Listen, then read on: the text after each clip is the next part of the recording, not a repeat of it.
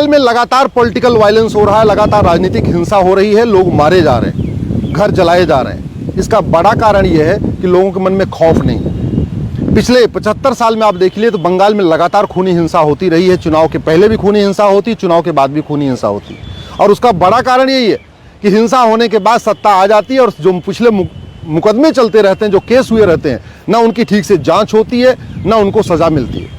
75 साल में हजारों की संख्या में लोग मारे गए बंगाल में, लेकिन किसी की भी न प्रॉपर्टी जब्त हुई, न किसी की नागरिकता खत्म हुई, न किसी को आजीवन कारावास फांसी हुआ। कल जिस तरीके से बंगाल में लगातार हिंसा हुई है, घर जलाए गए हैं, वो इसीलिए हो रहा है क्योंकि मन में खौफ नहीं है, डर नहीं है। सांसद विधायक बदलने से मन में खौफ नहीं होता, सरकार बदलने से मन में खौफ नहीं होता। मन में खौफ तब होता है जब नियम कानून बदला जाए और कठोर दंड दिया जाए, और दंड भी अपराध करने के साल भर के अंदर दिया जाए। चीन में कभी हिंसा नहीं होती, सिंगापुर में कभी हिंसा नहीं होती, जापान में भी चुनाव होता है, वहाँ तो हिंसा नहीं होती, अमेरिका में चुनाव होता है, वहाँ इतनी हिंसा नहीं होती है, रूस में भी चुनाव होता है, बहुत सारे देशों में चुनाव होता है, वहाँ ऐसी हिंसा नहीं होती, लेकिन भारत में होती है। क्यों? क्योंकि यहाँ हिंसा करने के बाद सरकार आती है, जो सरकार आती है वो अपने अपने तरीके से उसकी जांच करवाती है, मुकदमा ठंडे बिस्ते में रहता है, और चूंकि भय नहीं है, कोई कानून का खौफ नहीं रहता, गवाह आते नहीं तो लोग सबूत के अभाव में छूट जाते हैं। इसलिए मैं कह रहा हूँ, अगर भारत को सुरक्षित बनाना